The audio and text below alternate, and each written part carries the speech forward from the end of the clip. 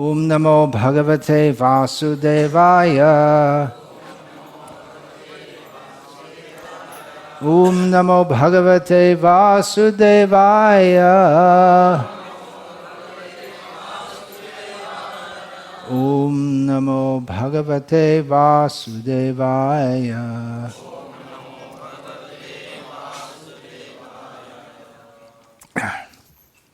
Srimad Bhagavatam, Canto 3, Chapter 12, Text 5. Translation and commentary by His Divine Grace A.C. Bhaktivedanta Swami Prabhupada.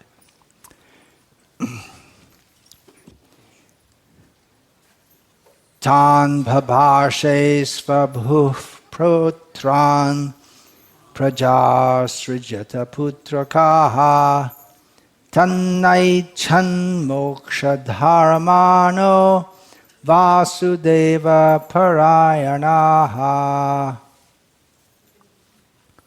It's verse 5, not verse 4. Translation. Brahma spoke to his sons after generating them. The sons here refer to the 4 Kumaras. Brahma spoke to his sons after generating them. My dear sons, he said, now generate progeny. But due to their being attached to Vasudeva, the Supreme Personality of Godhead, they aimed at liberation and therefore they expressed their unwillingness. Purport: the 4 sons of Brahma, the Kumaras, declined to become family men even on the request of their great father, Brahma. Those who are serious about gaining release from material bondage should not be entangled in the false relationship of family bondage. People may ask how the Kumaras could refuse the orders of Brahma, who was their father and above all the creator of the universe. The reply is that one who is Vasudeva Parayana, or seriously engaged in the devotional service of the personality of Godhead Vasudeva, need not care for any other obligation. It is enjoined in the Bhagavatam, Devarshi bhutapta nrinang pitrinam Nakinkaro nayam rini charajan Saravatmanaya sharanang sharanyang Gato mukundang parihritya kartam. Anyone who has completely given up all worldly relationships and has taken absolute shelter of the lotus feet of the Lord, who gives us salvation and who alone is fit to be taken shelter of, is no longer a debtor or servant of anyone, including the demigods, forefathers, sages, other living entities, relatives, and members of human society. Thus, there was nothing wrong in the acts of the Kumaras when they refused their great father's request that they become family men. Om Jnana Timirandhasya Jnananjana Shalakaya Chakshurinmilitam Yena Tasmai Shri Gurave Namaha. Nama Shreshtham Manamapi Shachiputram Atra Swarupam Rupam Tasya Grajamurupurim Mathurim Goshtavatim Radha Kundam Girivaramaho Radhika Madhavasham Prapto Yasya Pratita Kripaya Shri Gurum Tam Natosmi. Vandeham Shri Guru Shriyataf Padakamalam Shri Gurun Vaishnavanscha Shri Rupam Sagrajatam Sahagana Raghunatan Vitam Tam Sajivam Sadvaitam Savadhutam Parijana Sahitam Krishna Chaitanya Devam Shri Radha Krishna Padan Sahagana Lalita Shri Vishakhan Vitamscha. Hare Krishna, Krishna Krishna, Hare Hare, Hare Rama, Rama Rama, Hare Hare.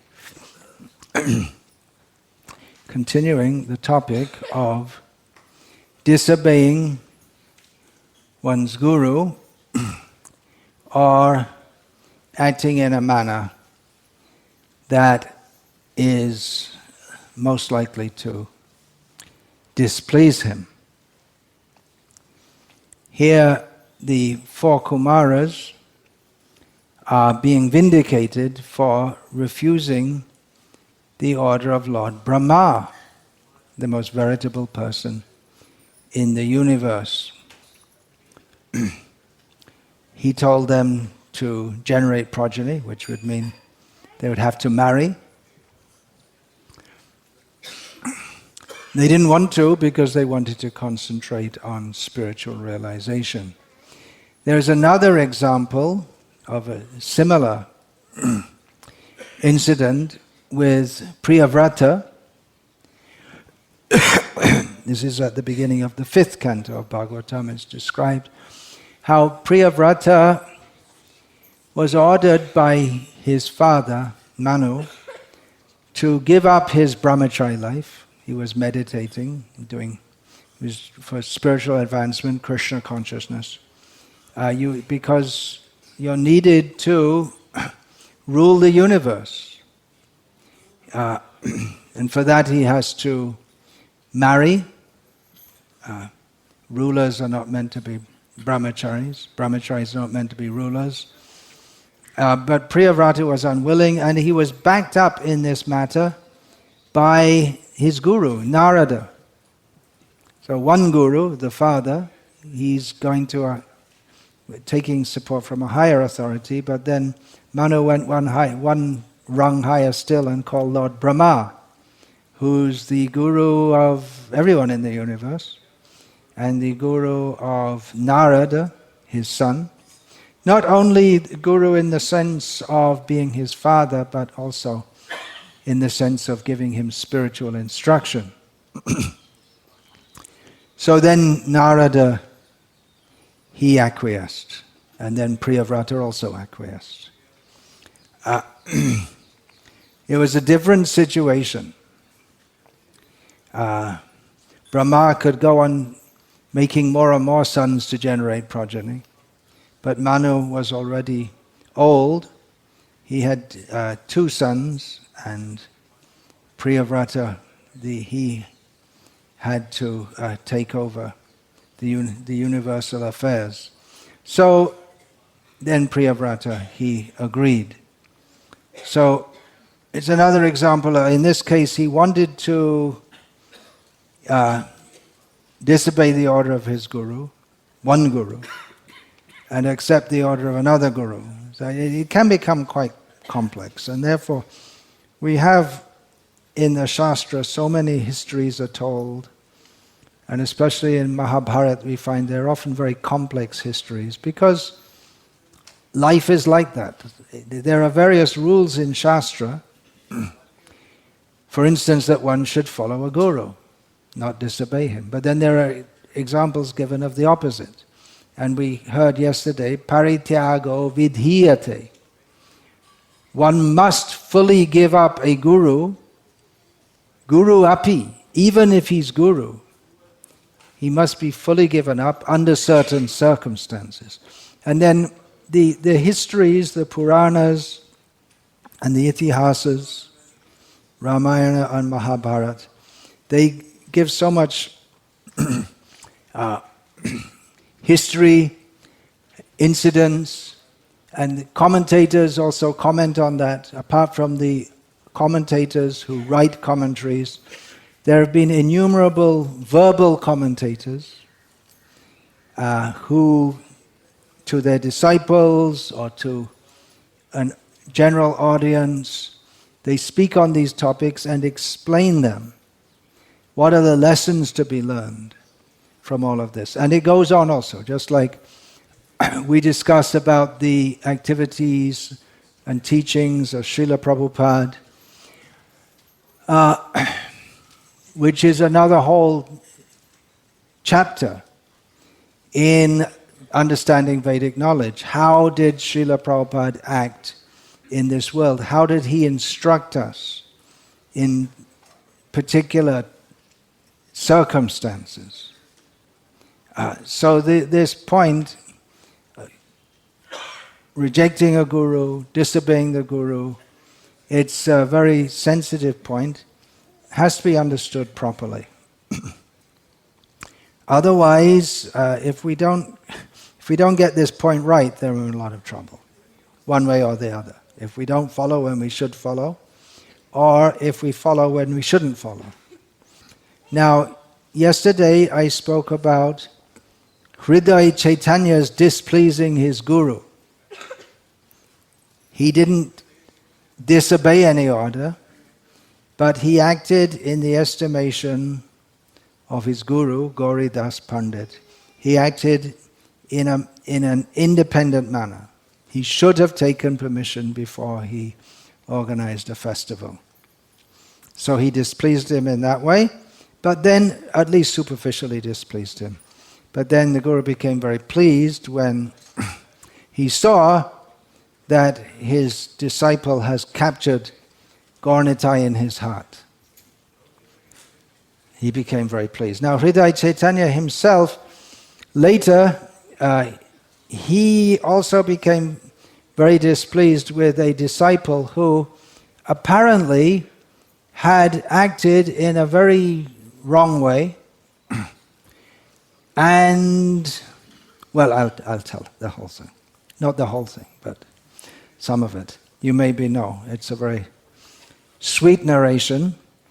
There was a boy named Dukhi who came to, he was actually from Utkal, Orissa, and he came to the ashram of taking permission from his parents, who are Vaishnavas.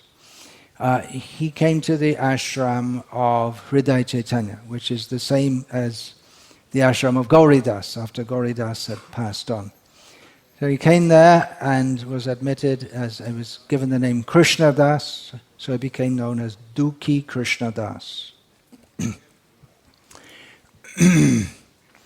Then seeing that this Krishna Das was very intelligent, very good devotee, young boy, Hriday Chaitanya, who was in the mood of friendship with Gaurnitai.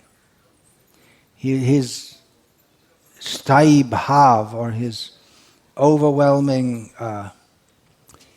mood in devotional service, was one of friendship with the Supreme Lord. So he sent this boy to Vrindavan to study under Jiva Goswami, because he was by far the most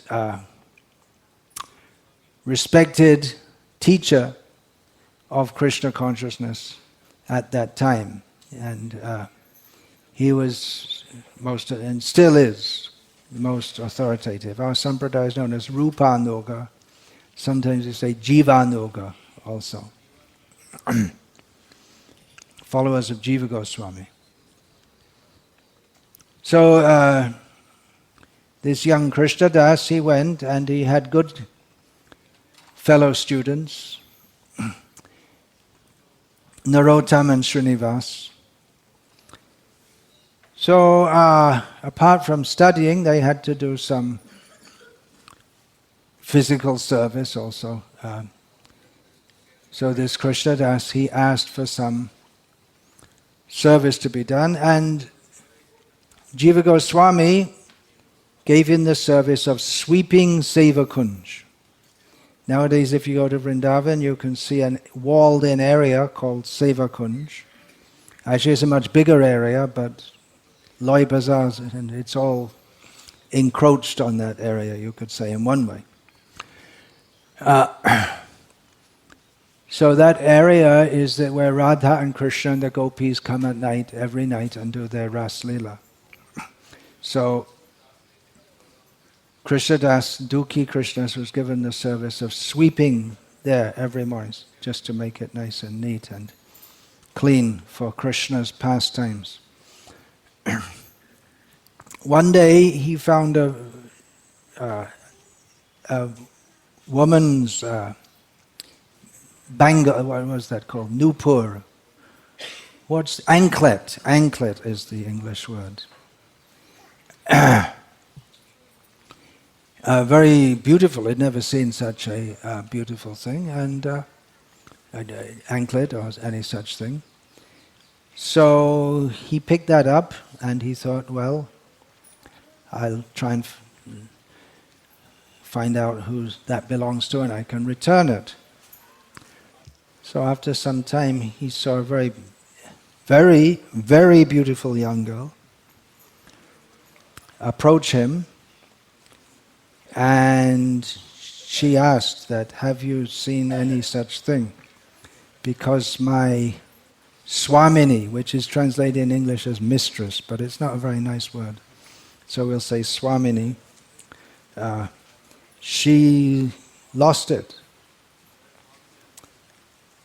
So this Krishna said, yeah, but I want to give it back personally to whoever it belongs. He was getting a little idea what was going on, because this is the dancing place of Krishna and the gopis, so probably it came off during dancing. Who is it?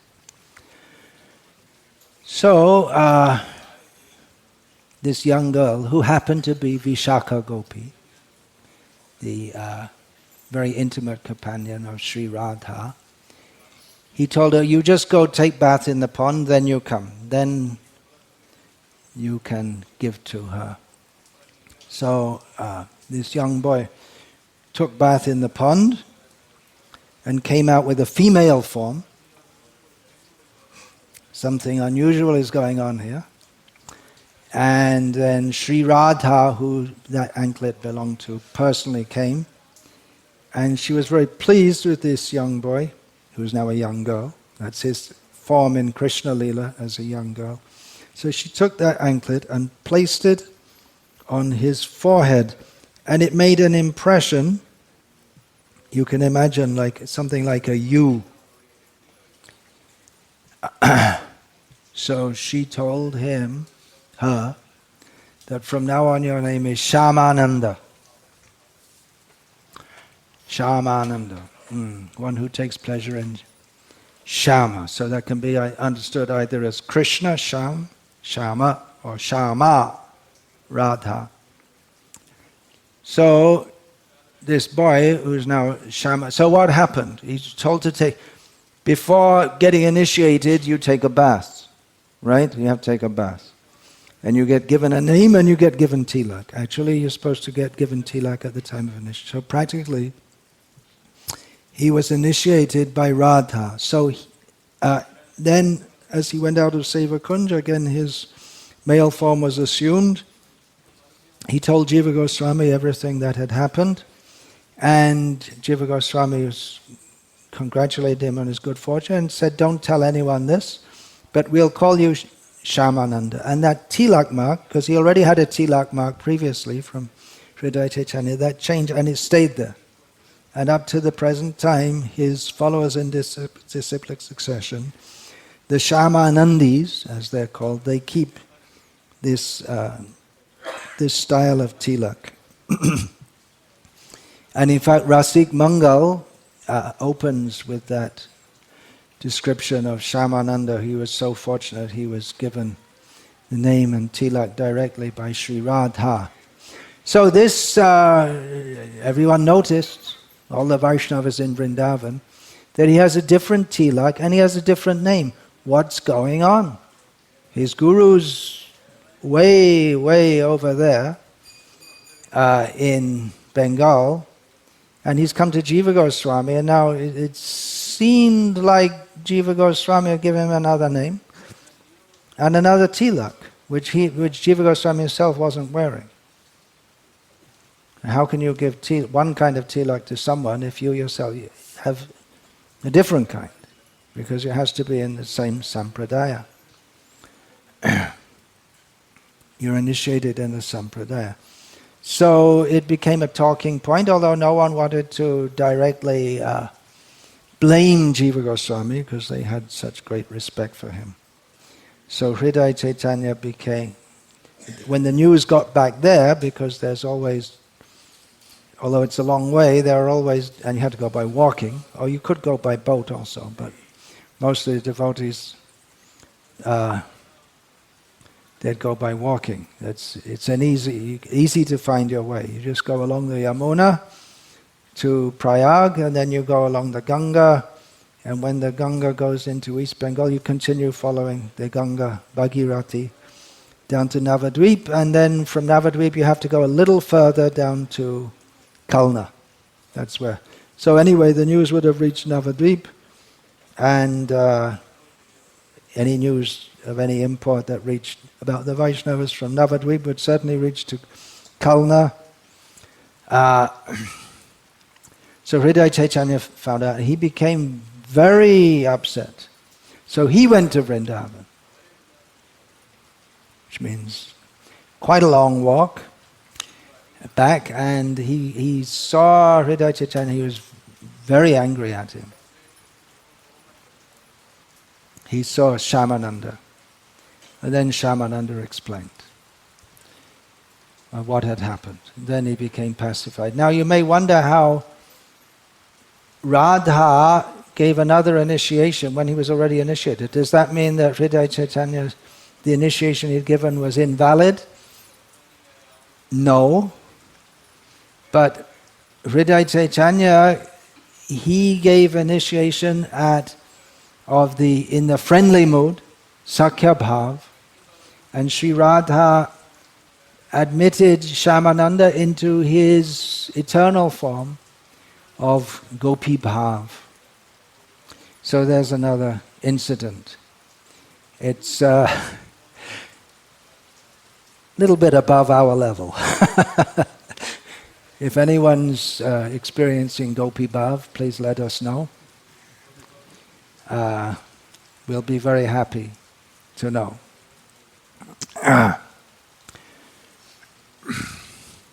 If we're convinced it's true. We might not be. The duty, using the word convince, is the duty of the guru to convince the disciple about the teachings of the Srimad Bhagavatam. One should hear and accept what the guru says. Not that one is constantly challenging.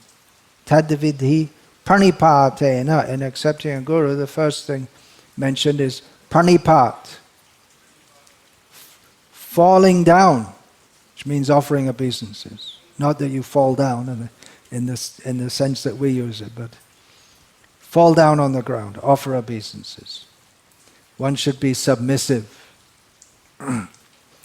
Now we find in Srimad Bhagavatam that sometimes Parikshit, he disagreed with Shukadev, and Shukadev actually set him up to disagree. We find at the beginning of the 6th canto, when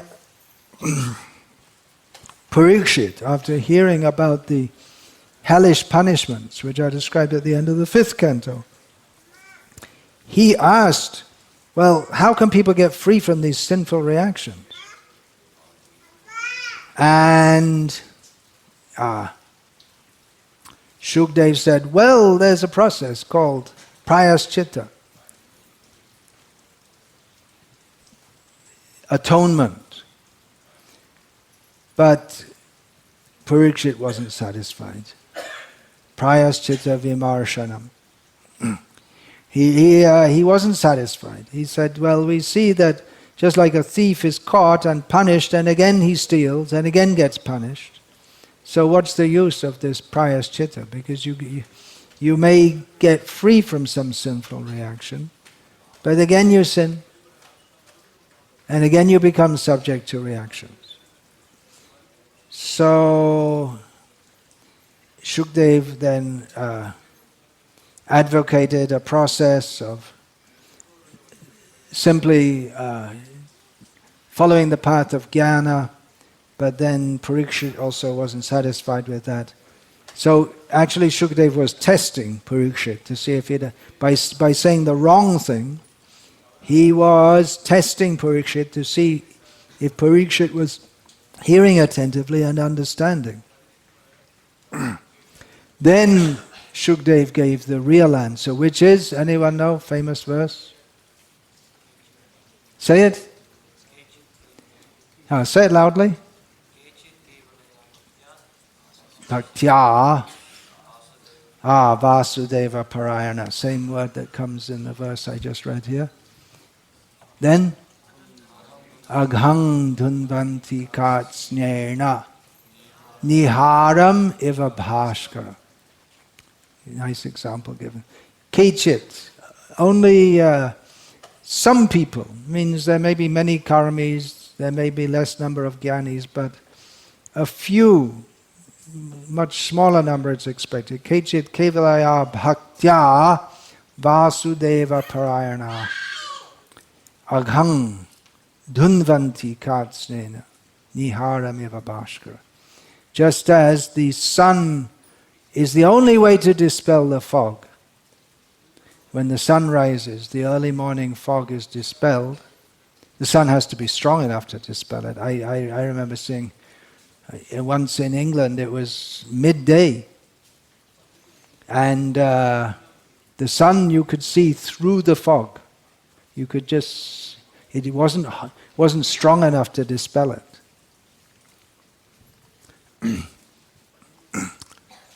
The fog went on all morning. That was unusual, even in England. So it has to be a strong devotional service, and that will.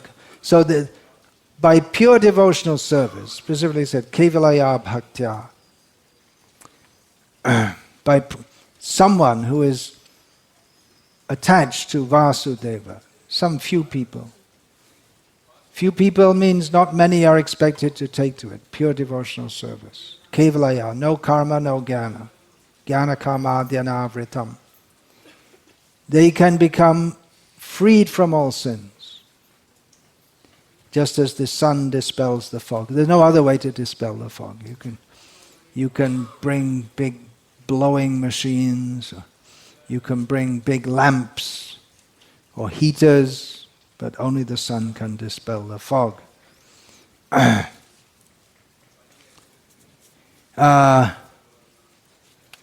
Some examples from Srila Prabhupada pastimes of devotees disagreeing with Srila Prabhupada. Or actually Srila Prabhupada gave a theoretical example. This is not, well, it is disobeying, but it's disobeying with a good intention, but still it's foolish. Srila Prabhupada gave the example, the guru asked the disciple to bring a glass of water. And the disciple thinks, well, milk is better than water, so let me bring a glass of milk. But the guru asked for a glass of water. So it's over-intelligence. When you need to drink water, then you want to drink water. Drinking milk is for another purpose. It's not specifically for quenching thirst. Some examples of Tamal Krishna Goswami. One time it's mentioned in Shruta Kirti Prabhu's book. It doesn't mention the name, but I know who it is. He was practically almost verbally fighting with Srila Prabhupada. I have to leave. I have to go back to the West. I'm not going to stay in India anymore. At that time, devotees didn't like to stay in India. Hardly they liked to stay, for various reasons. The real preaching field was in the West. Things were exploding. The Hare Krishna explosion was still going on. In India, it was hard work, going to the lawyers and the municipality, the corporation people, many Indian people were enthusiastic to take to Krishna, to receive the devotees, but few of them seemed to be very sincere to take it up wholeheartedly. And even whoever joined, in most cases you had to be careful because they joined to steal. That was their purpose in joining.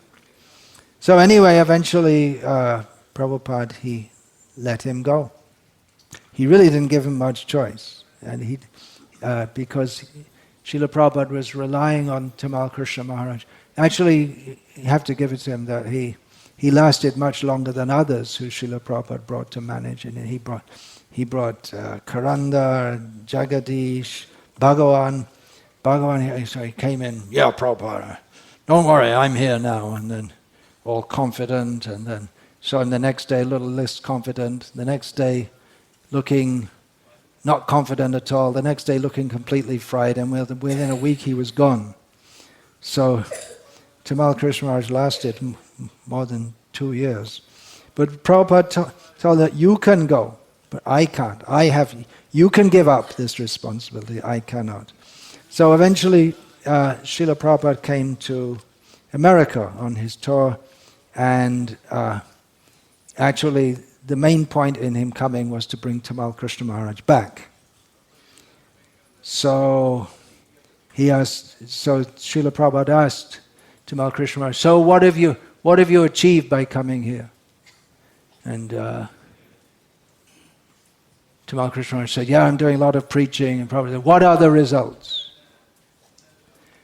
And then Tamal Krishna Maharaj, he knew Prabhupada very well, so he was ready for that. So he'd made, with his traveling party, it was actually Vishnu Jan Swami's traveling party, which he'd joined himself to and really brought it up to another level. So he brought in one by one. Bring in the men one by one. So one young American brahmachari, nicely shaved head, came in, offered obeisances. This is Bhakta so-and-so. He's distributing so many books every week. And this went on. He brought about 20 men, and they're all distributing so. And Prabhupada said, okay, good, very good. This is your field. You stay here. So he disobeyed very strongly, you could say, but then ultimately he satisfied Srila Prabhupada.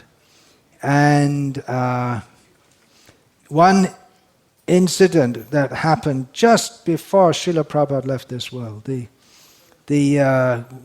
know the Srila Prabhupada's disappearance day comes just 2 days after Govardhan Puja.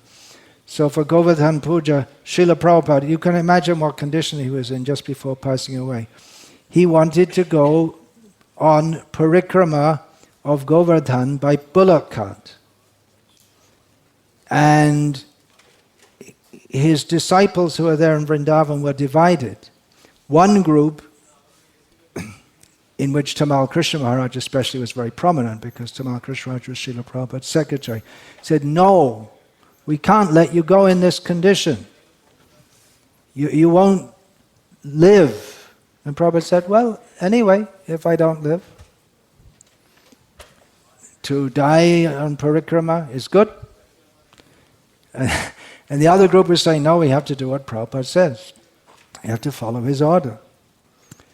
And Loknath Maharaj went to Mathura and arranged a bullock cart, and it was waiting outside to take Prabhupada. And eventually Tamal Krishna and some others, I think Bhavananda was there, and they just begged Prabhupada, please don't go. And then he said, oh, all right, I can't, Prabhupada said that.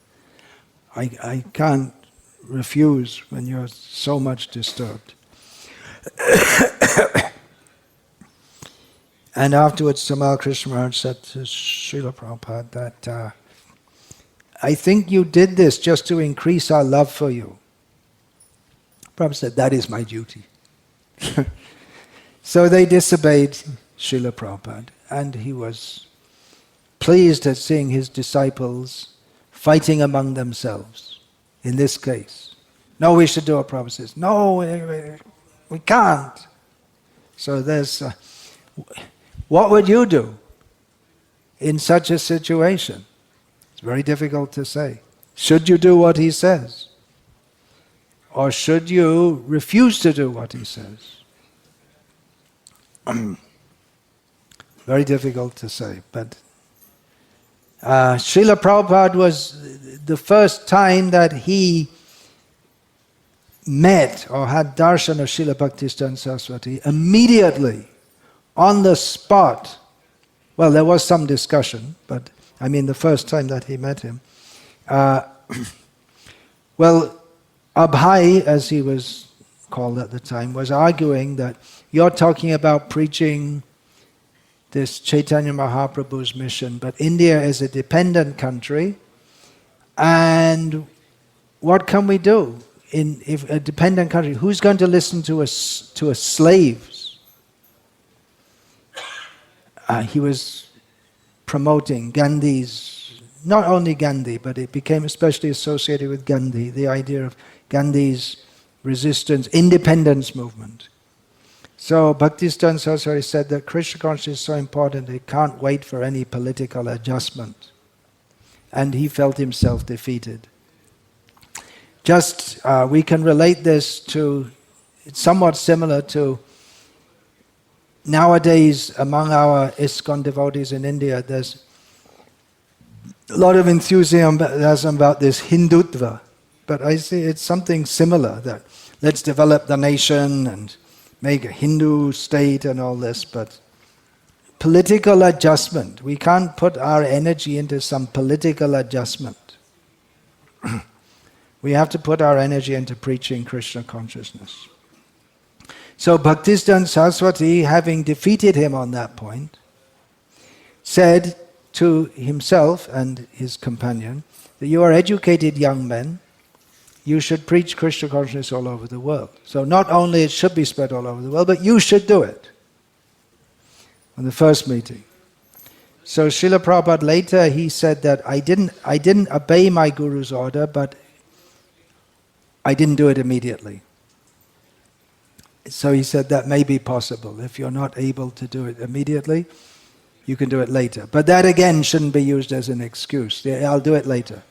Bring me a glass of water. Okay, so Prabhupada, he was told in 1922 and he went to 1965. So 41 years later, you bring a glass of water. No, not like that.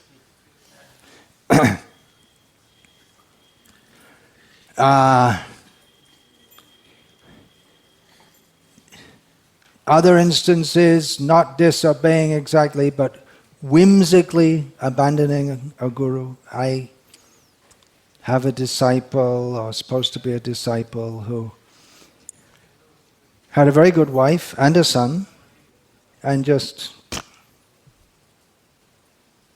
left the wife. No reason.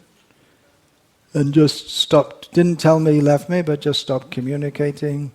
And when someone asked him, said, well, I don't feel any connection with myself. And I don't feel any connection.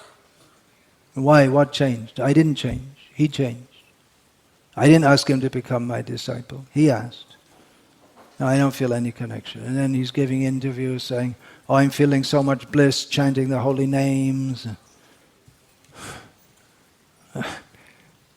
What is this bliss in chanting the holy names?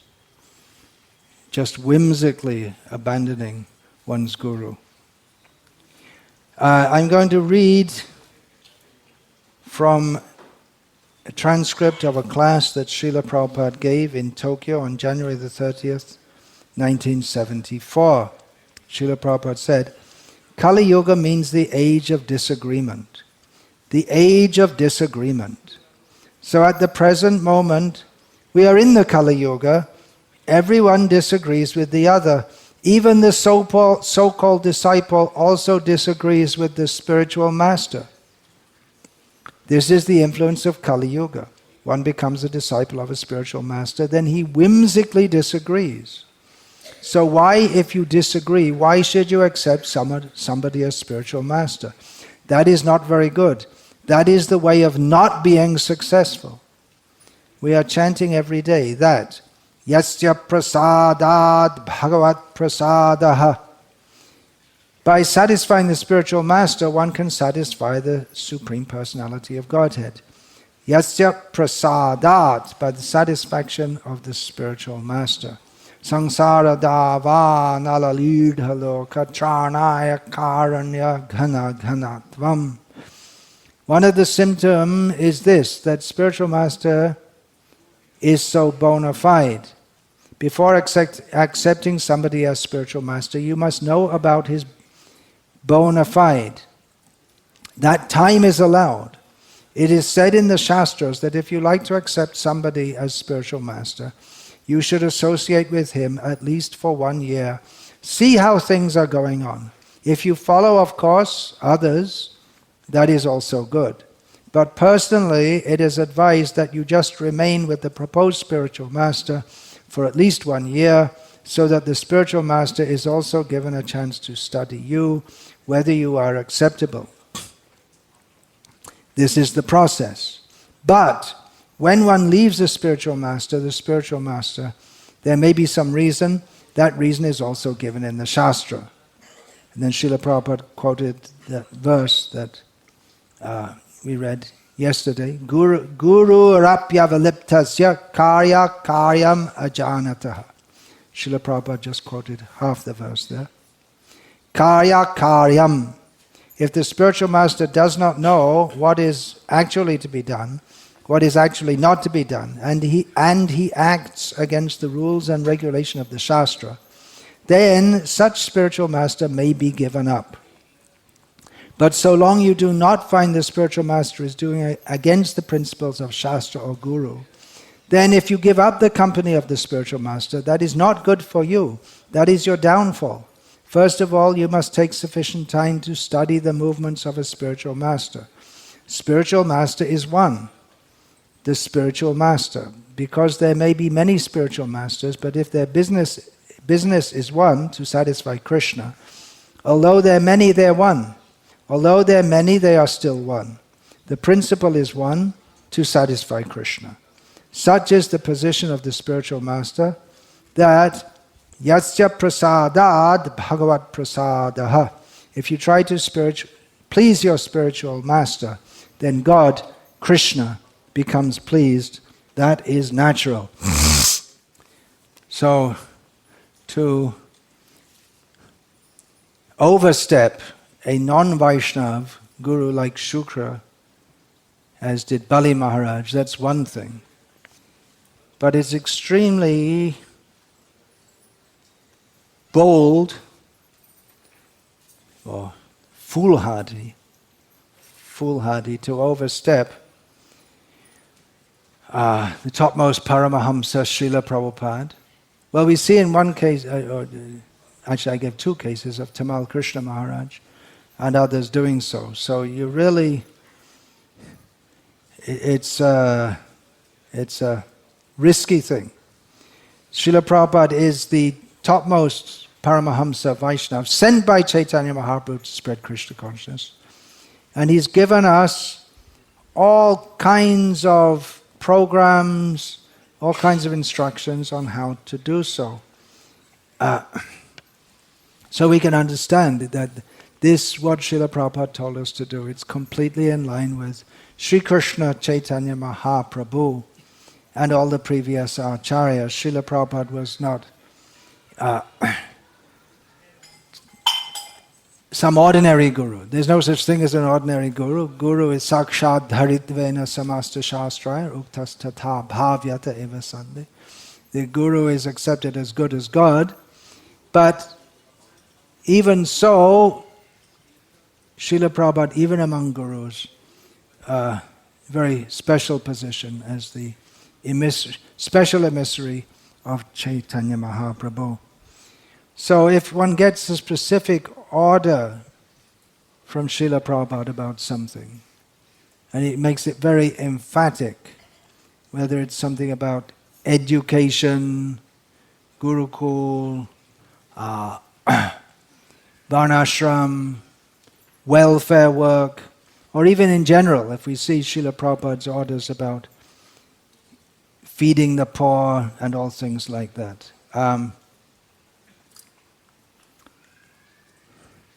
we should take it very seriously. Just as an aside here, this year when I was in Europe, I saw one of my godbrothers. He was just passing away. He passed away when I was in Europe.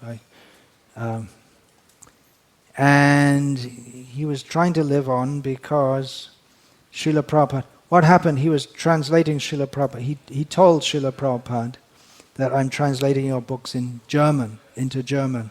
Srila Prabhupada said, you should see to it that all my books are published in all the languages of the world. And then just toward the end of his life, he started thinking that, well, I haven't done that. I haven't put any energy into that. He passed away without doing it. Of course, it's a huge challenge to do so. Anyway, getting back to that point, that following Srila Prabhupada's instructions is essential to keep this whole movement on track, and it's essential for keeping this movement means it's supposed to be coming in the line of Chaitanya Mahaprabhu, so keeping the whole parampara intact. Now, one shouldn't disobey one's guru. That's a practical example. That's axiomatic. Almost. There are exceptions, as we've seen. Now, if it's seen that your guru is disobeying his guru, then what do you do?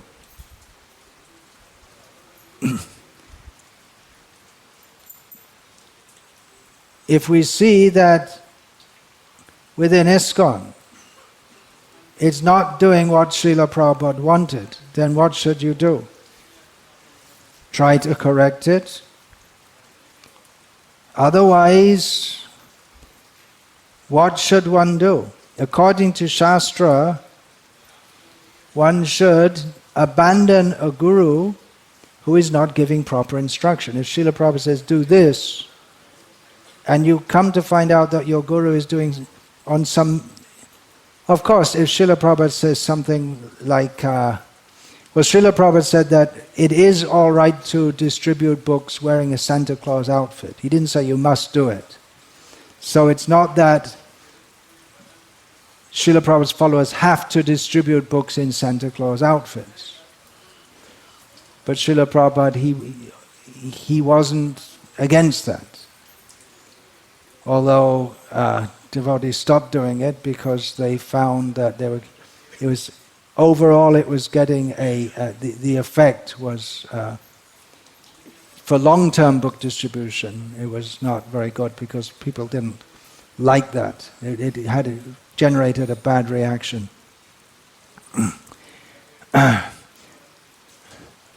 Again, you can't generalize for every single case, but as a principle, one should follow a guru who follows his guru. And although it is shrouded in mystery, is not clear, but it does appear that Srila Bhaktivinoda Thakur, even though he praises his initiating guru, Bipin Bihari Goswami, in writing, and that writing is still there, it's still published in Bengali. It appears that Bhaktivinoda Thakur distanced himself from Bipin Bihari Goswami.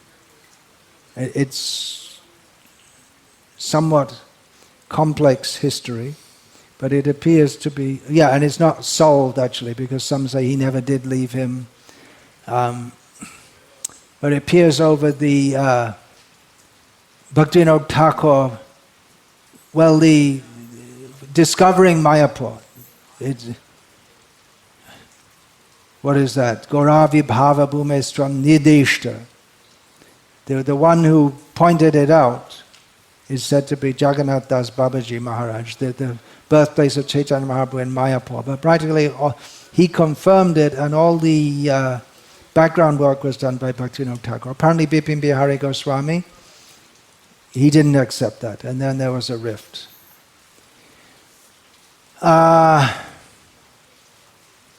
So if one sees that one's guru is not following properly, should be abandoned, and this is vital for keeping the parampara intact.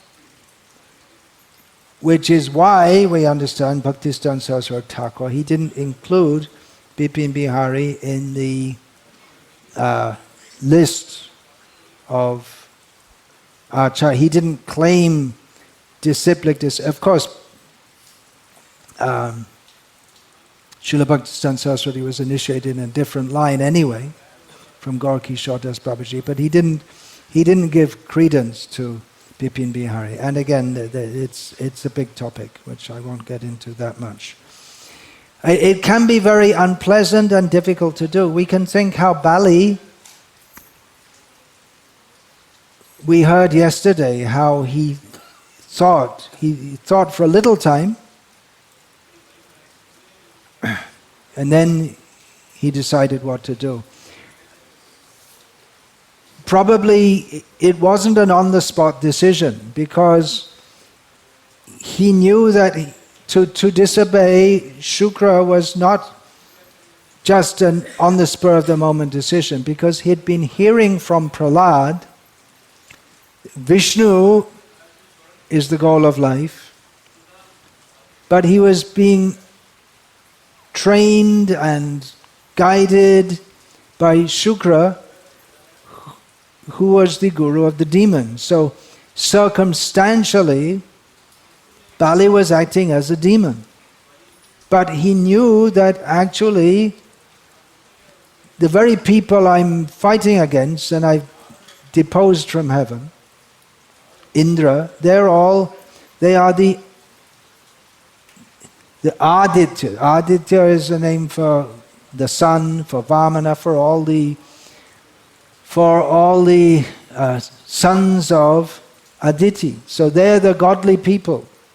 I should be with them, actually.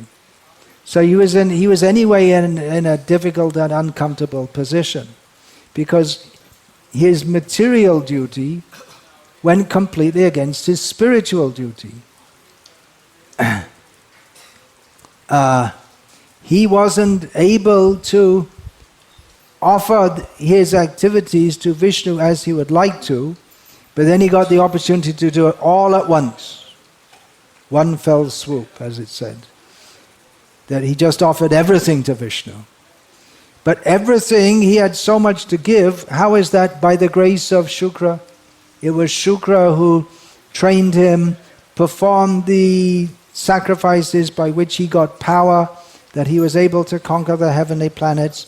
He must have had an affectionate relationship with him. So it wasn't such an easy thing. He'd done everything for Bali Maharaj. No guru in history had done for any disciple materially as much as Shukra had done for Bali. Of course, if anyone tells you, you chant Hare Krishna, just that alone is more than spiritually, and which is more important than everything that Shukra did for Bali. But whatever he had that he was able to offer to Vishnu, of course Vishnu is satisfied with patram, pushpam, palam, tayam, leaf, flower, fruit or water, but as he happened to have the whole universe, he offered everything to him. Sarvasvam Vishnave Datva Murho Vatishyate Katam.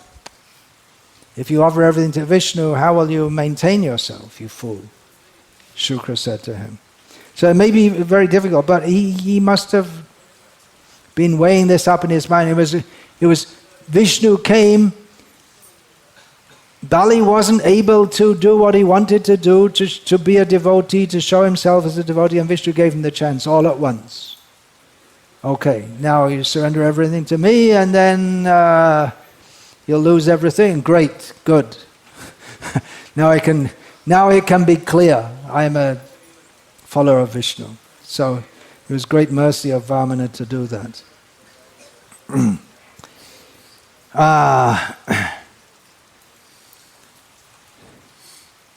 But who to give up.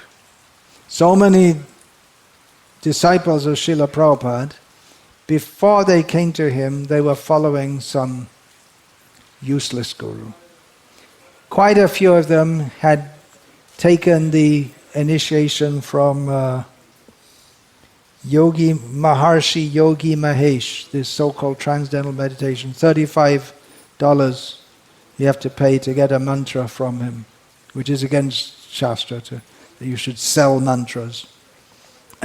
They came to Srila Prabhupada, and apparently he himself said, when he found anyone very inquisitive and asking many spiritual questions, you just go to Bhaktivedanta Swami. He told them, the highest, he is teaching the highest thing. So we very, very, very carefully have to understand that we follow our Acharya because he follows his Acharya. And Acharya Mata Jai, Shri Mata Shah, Tar Agya Langhi Chali, Shri to Asha. You may say, well, it's his opinion, I have my opinion. But the opinion of the Acharya, that is essential, that is the essence. Whoever tries to flout that becomes useless.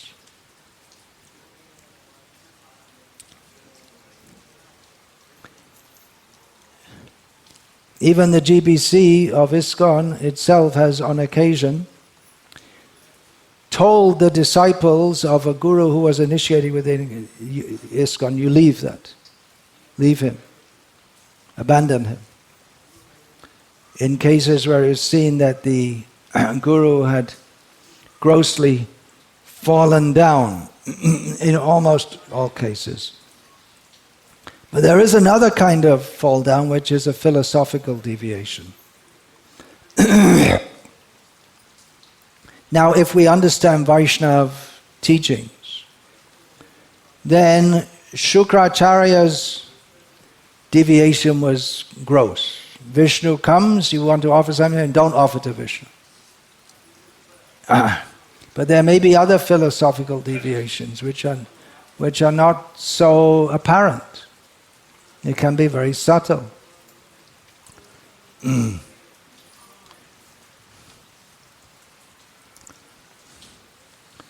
But anyway, the general principle is that you follow a guru.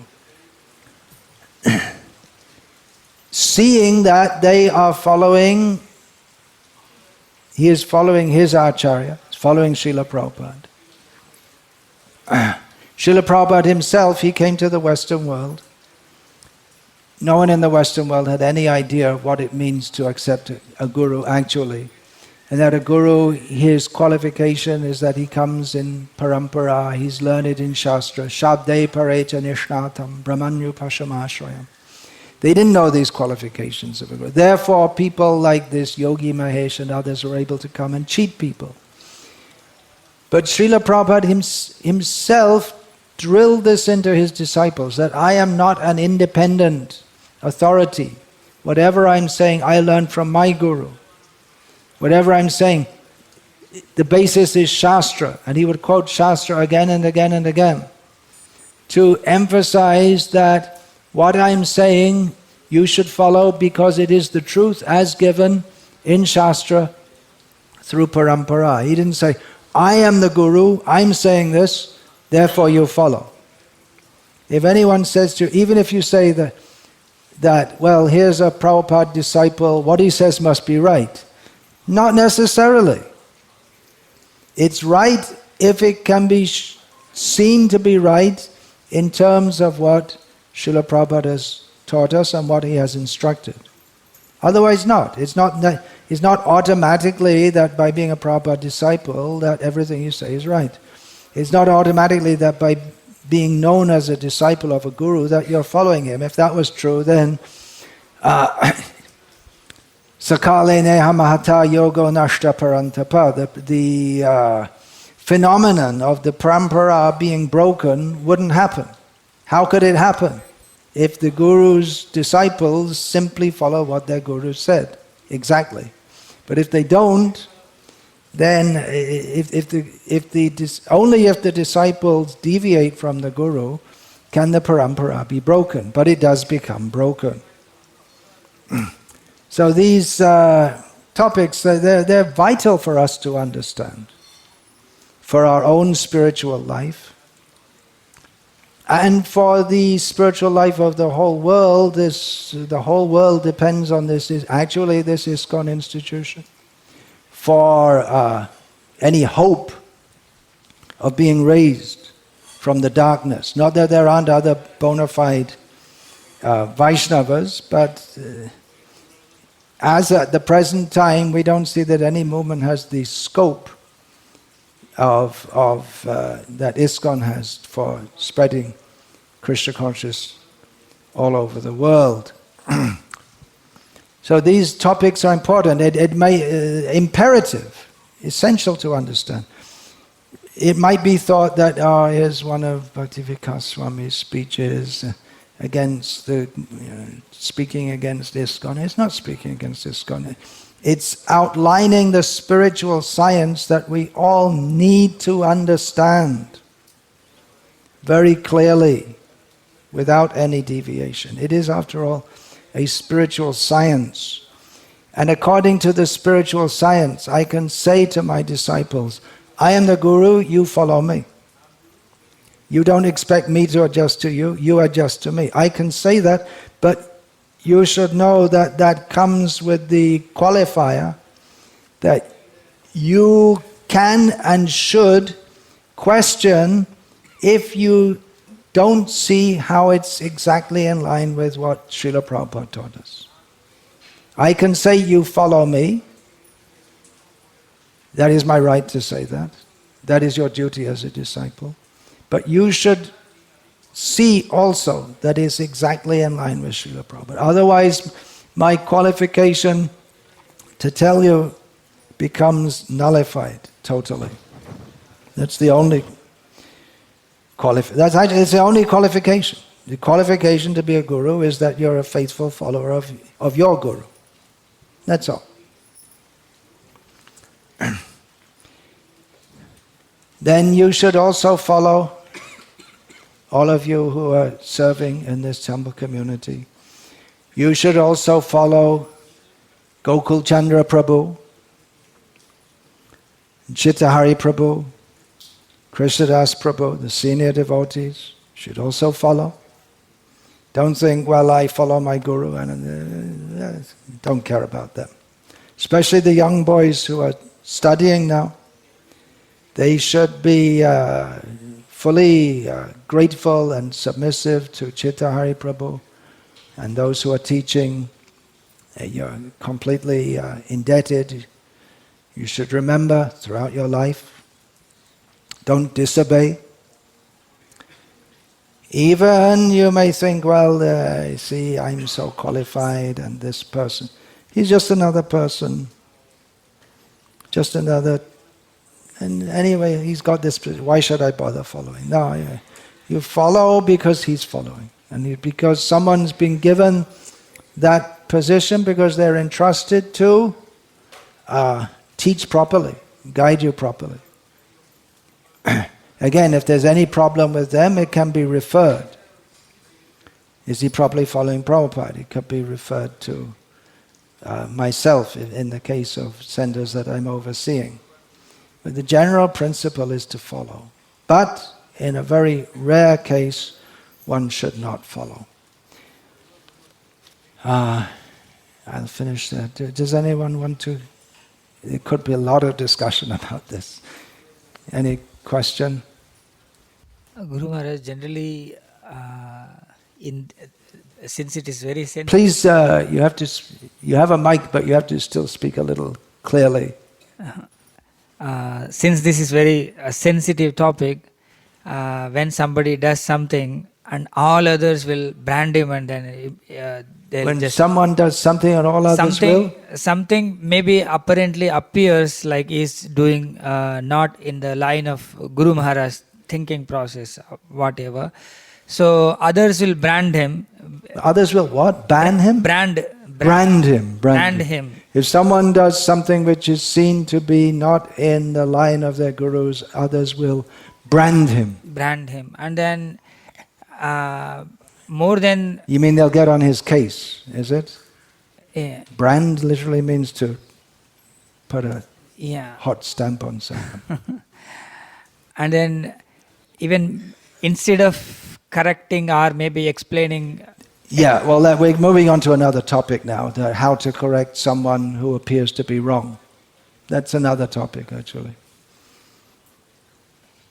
We don't want to unnecessarily overreact. That's also, we have to see. It may appear that someone's not doing proper, but maybe they have their reasons or they need some help or whatever. Then